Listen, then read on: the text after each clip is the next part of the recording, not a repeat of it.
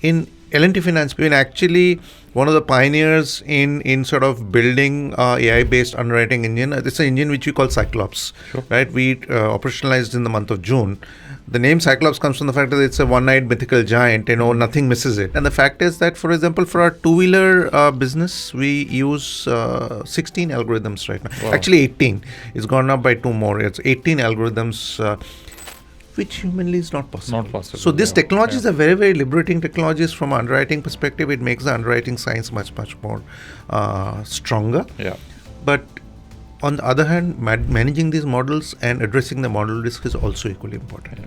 Hello everyone and welcome to this special series on Paisa Vaisa, Credit Conversations with TransUnion CIBIL. Through the last 3 episodes, we've gathered a fair understanding of the credit landscape and the role a credit bureau like TransUnion CIBIL plays in the lending process of almost every person in India. Today we are joined by Mr. Sudipta Roy, Managing Director and CEO L&T Finance, and Mr. Bhavesh Jain, Managing Director and CEO of TransUnion CIBIL, to delve further into the world of credit. Now, adding to the mix, today we are going to discuss the impact of technology on the credit environment, including the role of AI and blockchain. Welcome, gentlemen. It's great to have 2 representatives of the credit industry, one representing the lenders aspect, Mr. Sudipta, and one representing the credit bureau ecosystem, Mr. Bhavesh. So, Sudipta, let's start with you. Lenders play the role of decision makers in the lending process, and L&T Finance is one of the major players in the lending industry. Could you elaborate on the role L&T plays in the credit system? See, I think we've been, as a lender, have been around for more than 30 years now. And we're an upper layer non-banking financial services company. Our asset size is almost close to 1 lakh crores. And we are one of those sort of very unique non-banking financial services companies that have equal presence in the urban sector as well as in the rural sector. Most of our other competitors are primarily focused on the urban sector or solely like NBFC MFIs, solely on the rural sector, but we straddle both. 50-50 is our AUM split between urban and rural. So in the rural sector, we are one of the largest players in the microfinance industry. We're the 3rd largest player and actually the largest NBFC player in the microfinance industry. So obviously you understand that microfinance actually enables a lot of women, especially in the sort of the rural areas of India, to get on with their entrepreneurial journey. So we play a large part in facilitating that. We are the largest tractor lender in the country, and again, the farmers, the equipments that we give to the farmers, especially on tractors and farm equipments, go a long way in assisting the agricultural production of the country. On the urban side, we are one of the very large lenders in two-wheelers. So two-wheeler mobility is something that we bring to the customers. Home loans, loan against property, personal loans, SME business loans, to a certain extent, microloan against property, warehouse receipt financing. These are varying lines of products that we have. In fact, we straddle a lot of the products. But, the way we understand both the rural consumer and the way we understand the urban consumer, I think there are very few lenders in the country who do equally well, right? So I guess that is what is the sort of value add we bring to the credit industry of straddling both the segments with equal ease. Okay. Bhavesh, coming to you. So credit has been evolving rapidly with the adoption of digital solutions and credit scoring models. Can you elaborate on how adoption of digital solutions and credit scoring models are changing the credit landscape? Thanks, Anupam. Valid question, because today digital solutions and credit scoring has changed the way lending happens in this country. When we go 20 years back, TransUnion CIBIL has been in India and being the leading credit bureau we complete our 25th year this year. So if we go back more than 20 years back, access to credit were available through physical branches of credit institutions. That has changed today. No more an Indian needs to go to a branch of a bank or an NBFC to get access to credit. They can do it at the comfort of their home or their business premises or a mobile phone. Now that's a big, massive change. And what it has enabled is that it has enabled to get consumers from the semi-urban and rural locations. And more so important is the Gen Zs, who are mobile first population. they are very comfortable to do financial transactions on mobile. So through the advent of digital solutions, it has brought a large section of the society from semi-urban locations, from rural locations, across all age groups. Sure. Now that has really brought great inclusion, if I may say, and great inclusion has enabled consumers getting access to credit at their choice, at their terms and condition, at their convenience. And that has sort of created so much of opportunity for the consumer and businesses alike.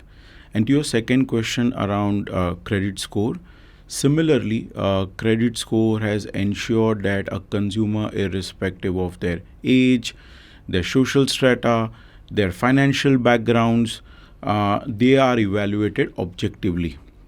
So if a consumer has a CIBIL score of X, they get evaluated basis their credit history, because they are given credit basis their performance in the past. All other parameters don't take precedence. It's actually the credit performance and the credit score which gets the maximum priority for a consumer to get access to credit. So that these two things have actually changed the credit ecosystem in the country, and it's really propelled growth for India in last 2 decades. Yeah, so the two logical questions that come from here is financial inclusion and financial future, right?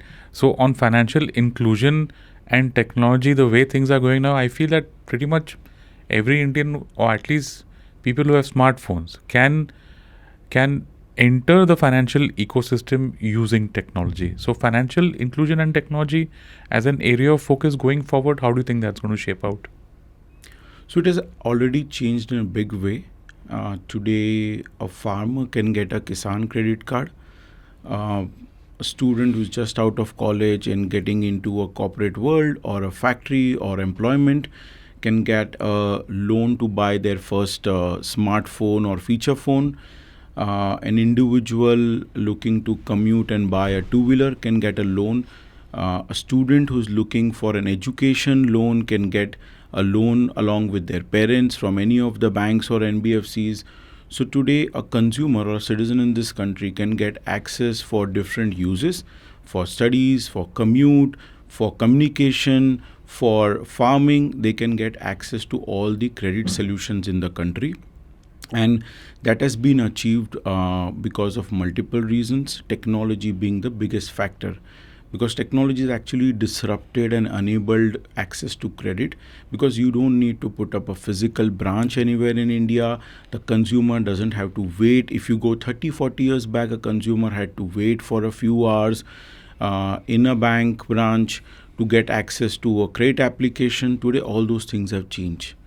Today, the Gen Z, no more thing that going to a branch of a bank is part of the plan during the weekdays or weekend. It's no more in the itinerary. When I sort of speak to my father or grandfather, it's actually visiting a bank branch was part of their plan from Monday to Saturday. Yeah. That's how things happened 20-30 years back. That's no more the case. So technology has actually taken credit to every Indian household, and today access to credit is available at the comfort of a living room, on a sofa set, on a mobile phone. That's how financial inclusion has been enabled, and that's the beauty about technology, that it ensures safety and convenience at the same time. Yeah, so now let's get one step further. Now that a person has entered into the financial ecosystem, as far as credit is concerned, credit self-monitoring tools are very important, okay, to ensure that there is good behavior on credit. Could you share your thoughts on how these tools, credit self-monitoring tools, help individuals take control of their financial futures? Absolutely. So monitoring your credit is very similar to monitoring your health, because you need to know your key parameters, how your body is reacting, and what type of preventive actions you need to take. This is very similar. So any change in the credit activity of a borrower's report, you need to monitor it real time. Now, how does one do that? Any citizen in this country can come onto CIBIL.com, can download the CIBIL mobile app, take one annual free credit report along with their score, monitor their credit report, can subscribe to real-time alerts, so that if they have any change in the credit activity on their report, they get alerted, they proactively monitor it. Now, why that is important is that the moment you monitor it, you can action and take the right steps to ensure that you are maintaining a good credit history and a good CIBIL score, because your ability to negotiate or get the best terms and conditions within the country is basis your good repayment history. Yeah. What Bhavesh said works really well. It helps me as a consumer who's looking out for a loan to approach a lender like you. Okay. Other than what Bhavesh has said, what other aspects should I as a consumer or a borrower, not lender, or borrower should focus on? See, I think it's to maintain a good bureau score, right? Especially a CIBIL score is very, very important for you to be always be of sort of an approved sort of set of customers who can tap into credit at any point in time. However, it's very important for you to maintain a bureau score above a particular level because many organizations have varying cutoffs, right? A couple of things, I call it a hygiene discipline things. First and foremost things, if you're dealing with financial services, financial products, especially products which you have borrowed, right? You have to treat that borrowing behavior or the repayment behavior with extreme discipline. We have to make sure that at least, you pay the dues on time. Most of the sort of static asset products, I call it static asset products because, there's a fixed EMI every month, etc. and all that stuff, right? Those get automatically done and probably, debited from your bank account. So it's very important to maintain your sufficient amount of balance in the bank account so that, when the debit comes, it does not get bounced. These are very simple hygiene things. But for dynamic products, for example, credit cards, etc., right, where you spend and your outstanding might depend on amount of you spend and your minimum dues might depend on how much you have spent. It's very important to keep track of the repayment dates, payment due dates, and make the payments because if you miss, then it goes as a negative because it will be reported by the lender to the bureau, and subsequently your score might go down a couple of points here and there. One of the mistakes many people make is that when they have a dispute, they stop paying. It is natural that, during the course of your process, some customers might have some disputes, some mistakes might have been made by either the lender or the customer. The mistake can be on either side, right? And when you get into a dispute, a lot of customers said, okay, fine, this is a dispute, I will not pay. Now, what we advise as lenders is that is the wrong thing to do. Keep on paying, right? And then dispute. Because it is important for you to demonstrate that your dispute does not sort of impinge on your credit behavior. Because if you don't pay, your buckets will move, you'll become delinquent, and unfortunately most systems are computer driven. It's very difficult to go back and erase. When it gets reported, it will get reported as that. Please understand that lenders do not have any control on that. The system does it automatically, right? So if you have a dispute, please pay and then dispute and come to a resolution. And last but not the least, for example, as part of the monitoring of the bureau score, if you see an anomaly somewhere, please take it up the bureau, and the bureau gives you the details of all the lenders. Now, for example, I'll tell you what happened with me. Okay. Right?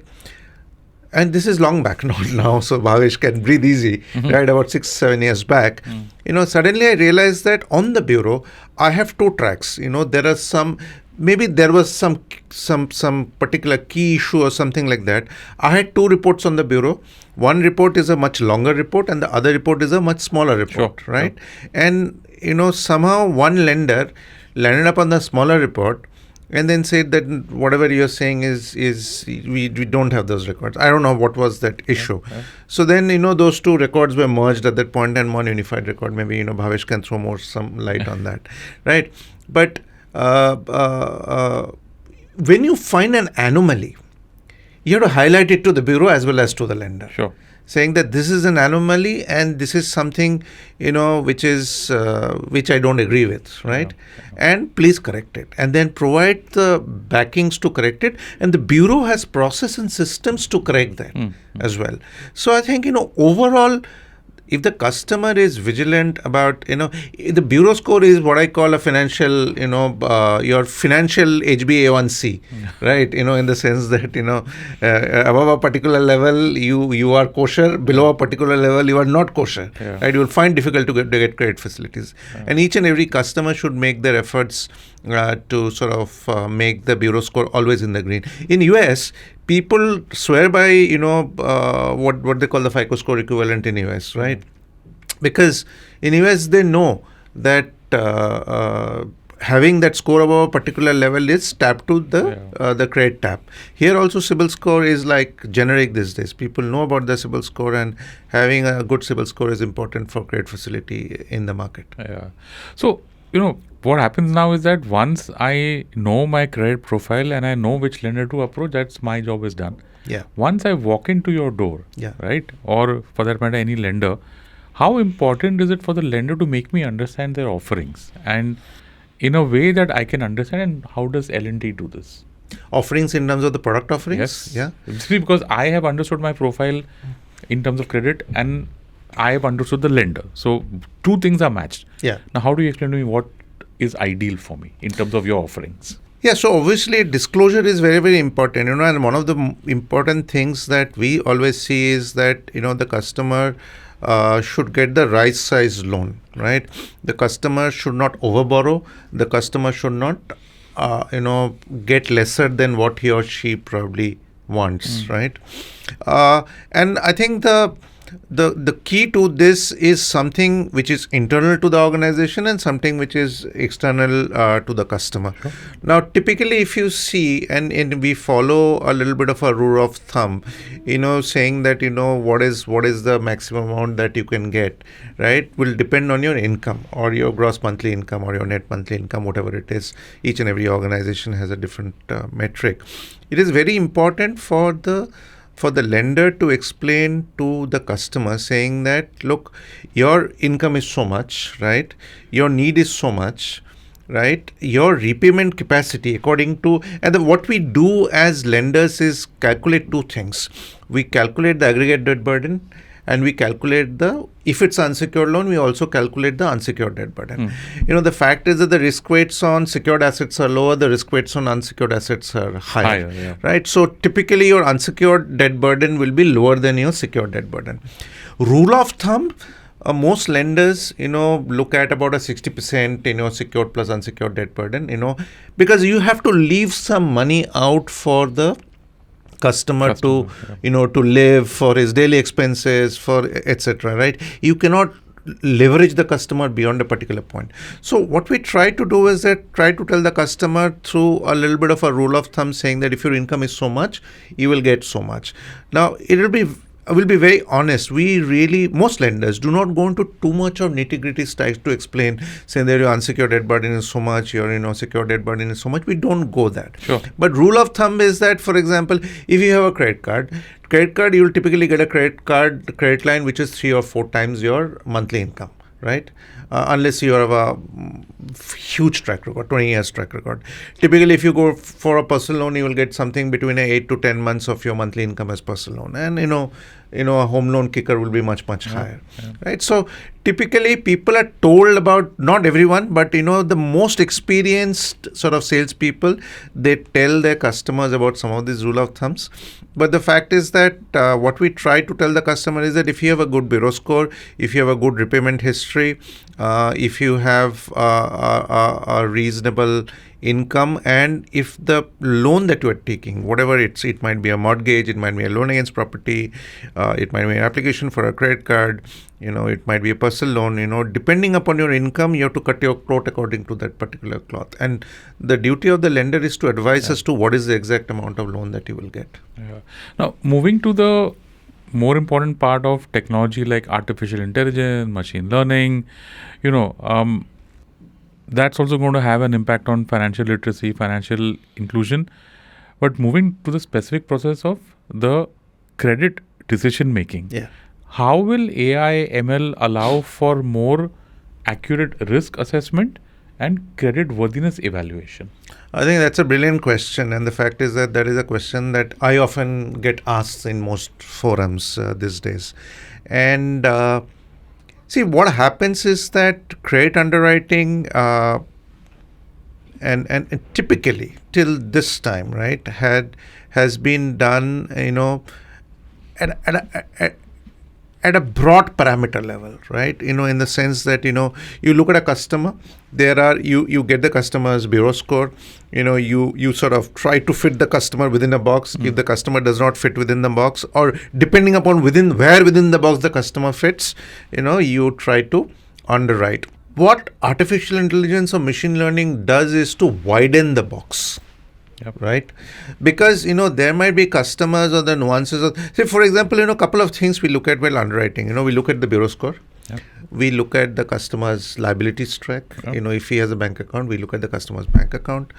We look at where the customer stays. We look at how the resident stability of the customer has been. We look at a lot of other nuanced data. Now, for a underwriter, human underwriter, to map all this nuanced data into a very cogent thought process and deal with each and every customer individually in a different way is sometimes difficult. So what we do is that we generally, either whether it's a rule-based process driven or it's a human driven. For example, larger files, big files are mostly human driven. Like mortgage files, are mostly human driven. Machine does some part of it, Sure. but the fact is the final underwriting, it tend to follow the middle path.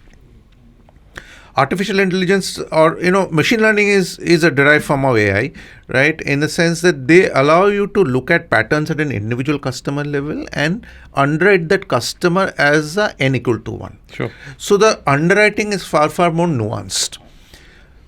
What it does is, but what it also is that liberates the sort of the entire underwriting process from some of this what I call middle of the road mediocrity, right? And helps you to take more for a customer. A human eye might miss a particular data point, but when a machine looks at it, a machine runs through a CIBIL score or a CIBIL report or a CIBIL customer CIR or a CMR, Sure. or when it looks at scans to the bank account, or when it looks at all other allied data, right? It might identify patterns which might tell that this customer is good, or this customer, though on face of it is looking good, but might have these unseen risks. Okay. So that makes the entire process far more stronger. However, it's also very important to note that the algorithms should be properly calibrated from time to time. Yeah.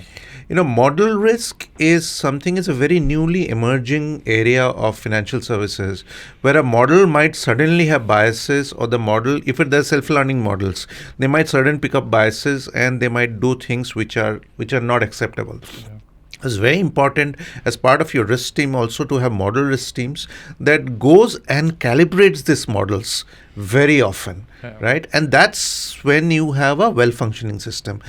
It's actually very powerful and very liberating. And in L&T Finance per se, we've been actually one of the pioneers in sort of building AI-based underwriting engine. It's an engine which we call Cyclops, Sure. right? We operationalized in the month of June.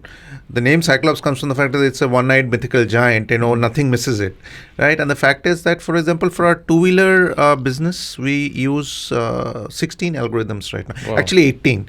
It's gone up by 2 more. It's 18 algorithms, which humanly is not possible. Not possible, So these yeah. technologies are very liberating technologies from an underwriting perspective. It makes the underwriting science much more stronger. Yeah. But on the other hand, managing these models and addressing the model risk is also equally important. Yeah. I find it fascinating because a bulk of India has a very limited formal financial history. That's right. Right? Because That's right. you have a very big segment that's new to credit. Gen Z, for example, or even prior to that.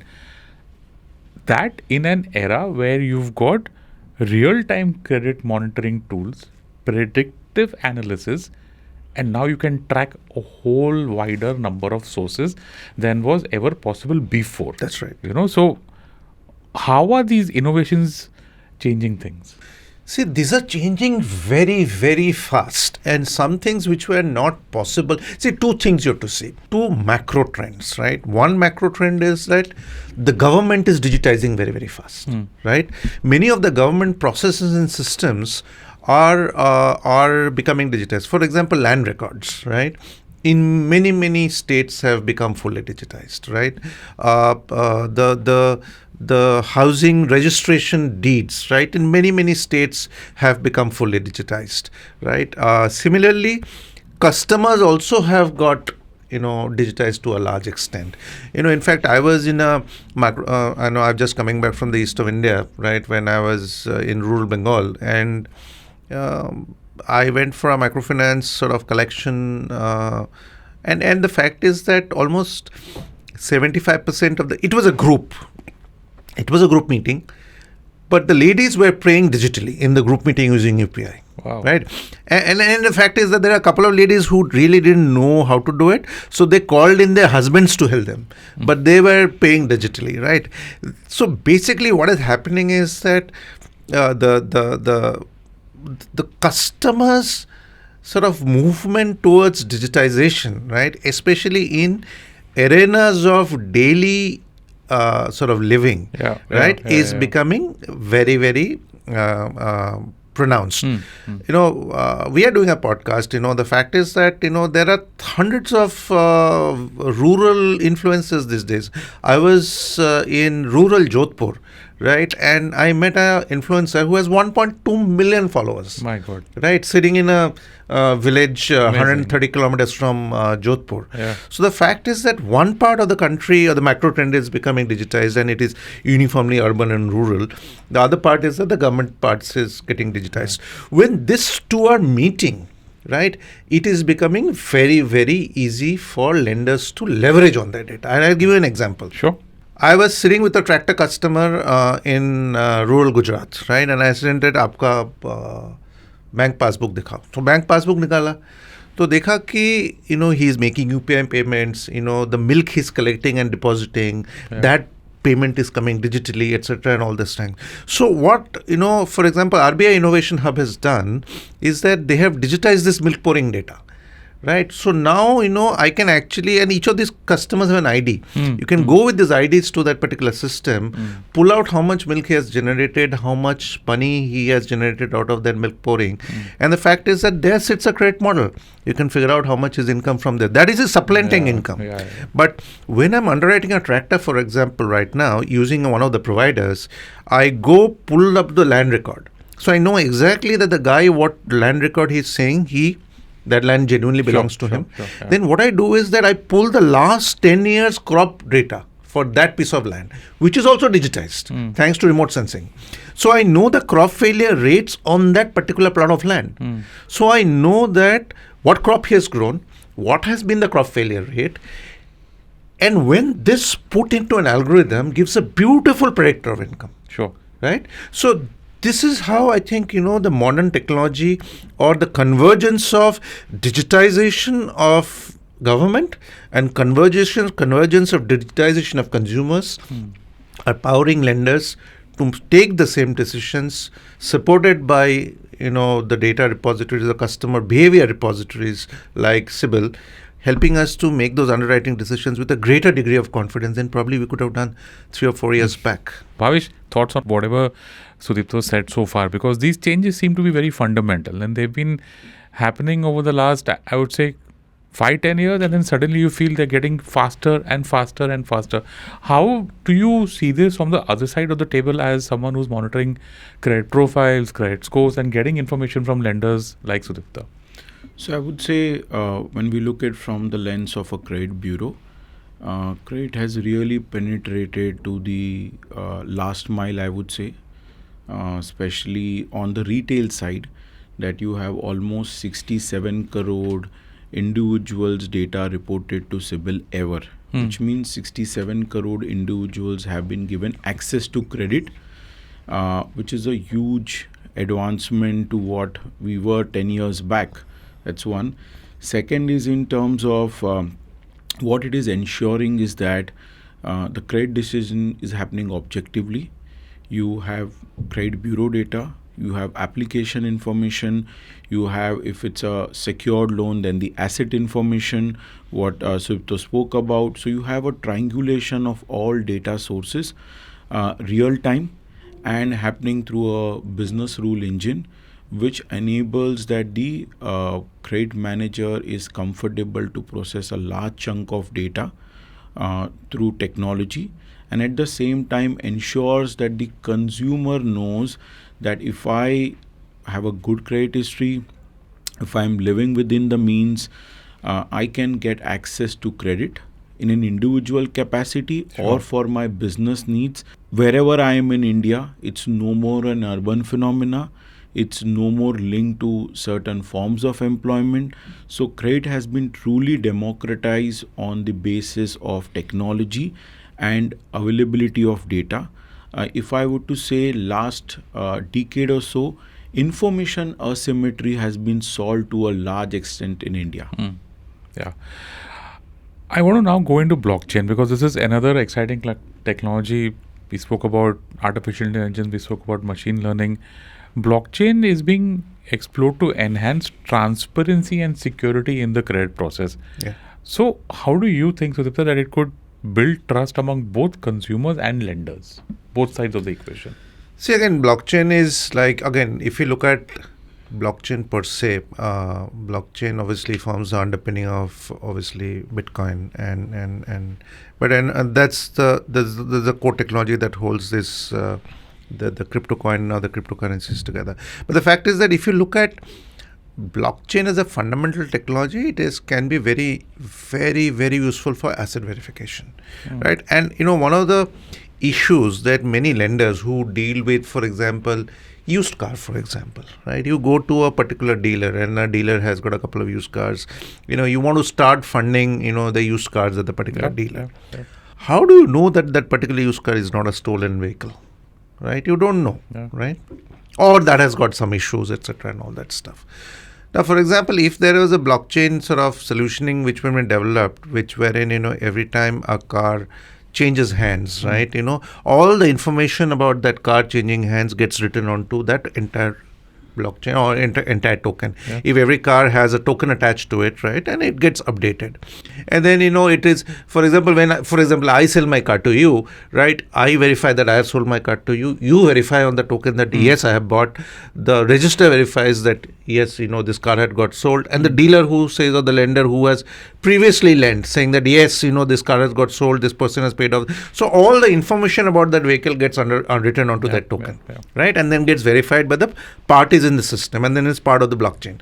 So the next time when someone goes to buy that vehicle, he has all the information available on the token, and he has all the transaction chain also available to him. Same thing for real estate, for example. Home loans, for example. Right? So the verification of the process, who was the owner, who had sold at what point in time, how are the land records, etc. All this being digitized and put on a tokenized system on a blockchain can be hugely liberating.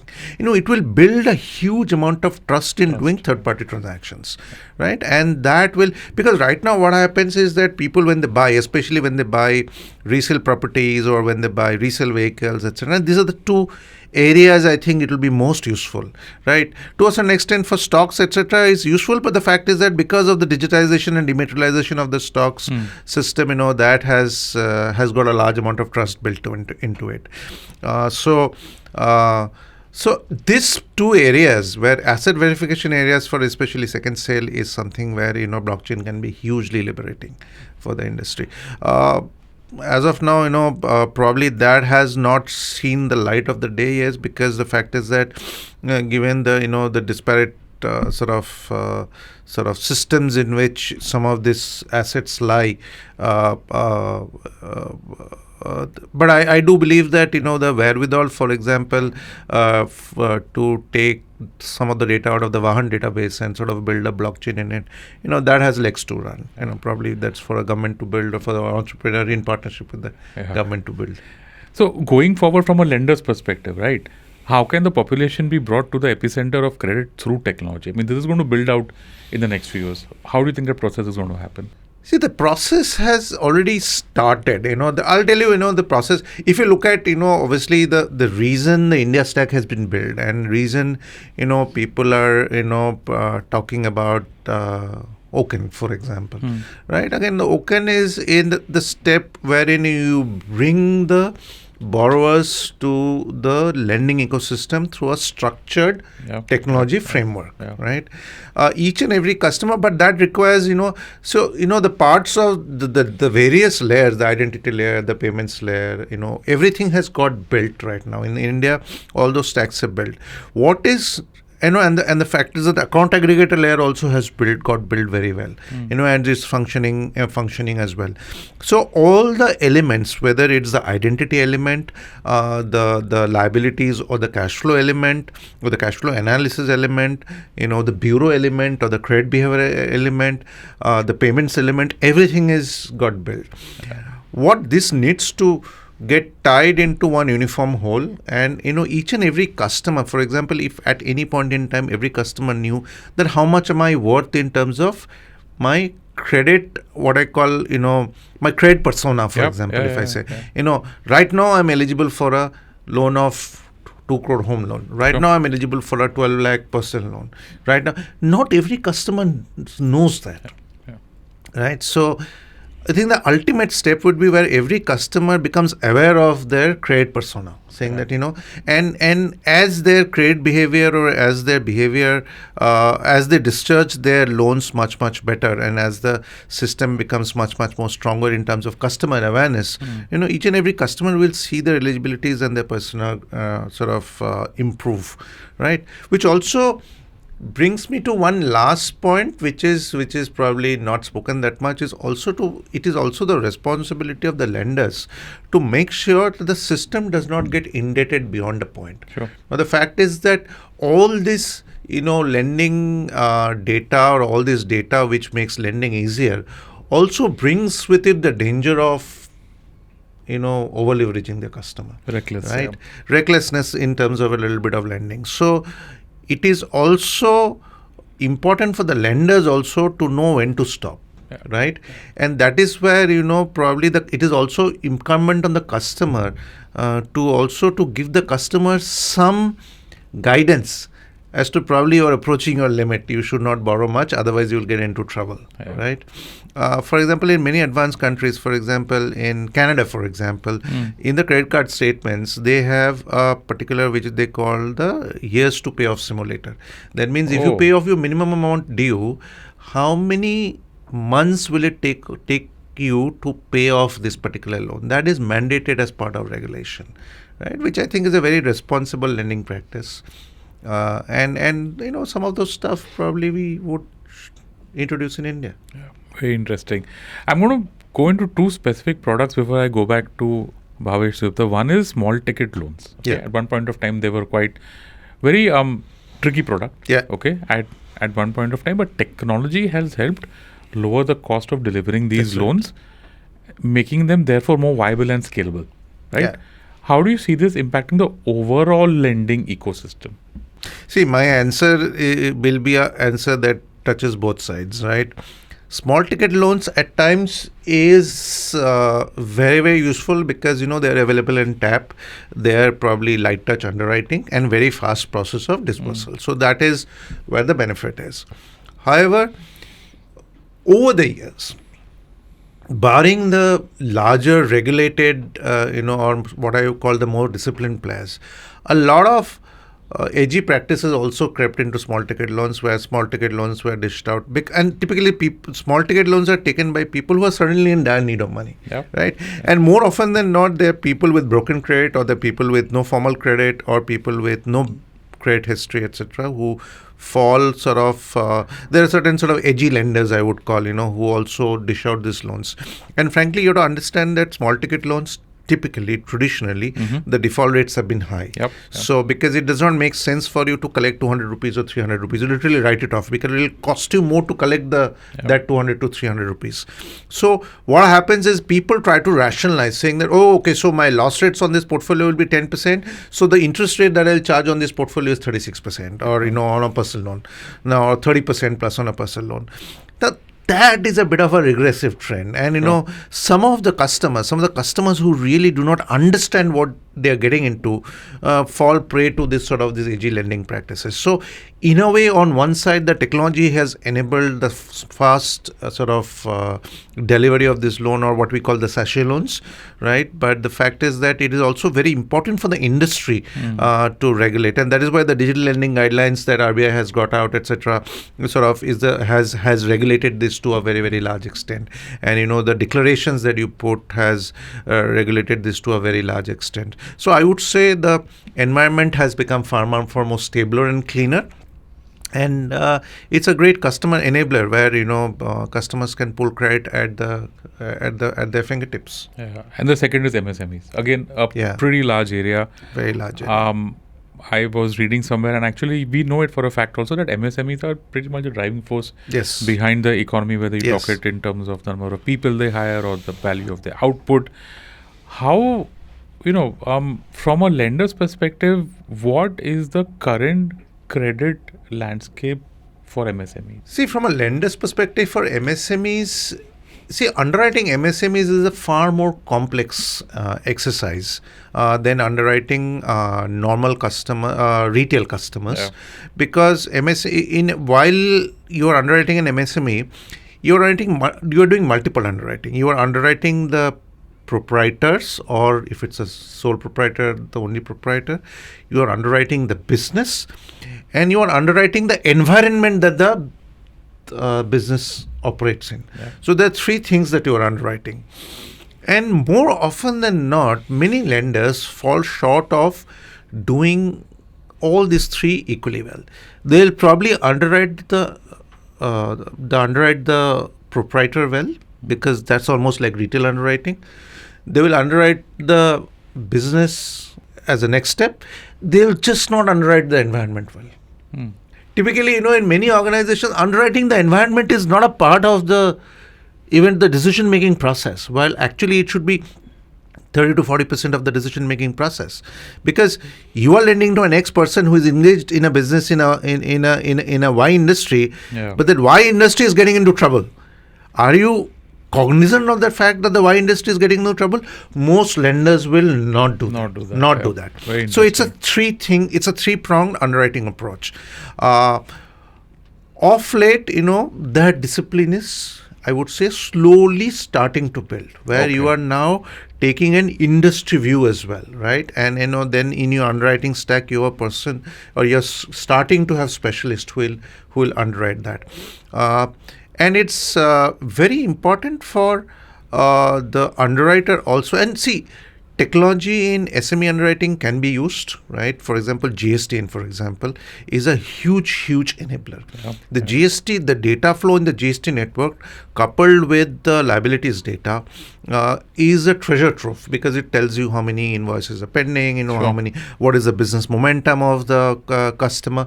GST API access is still probably not as seamless as we would like it to be, but it is getting there. So it's become a very, very useful input to the digitized underwriting of MSMEs, coupled with the CIBIL CMR reports that we get, which gives us rank ordering from 1 to 10 as to, what that customer has been in terms of credit rating and how his previous borrowing facilities have gone.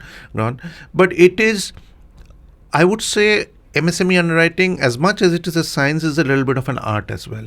It is about taking those calls, which at times your templated analysis is telling you probably the customer wants 1 crore. Your templated analysis is telling you that this customer probably is eligible for 80 lakhs.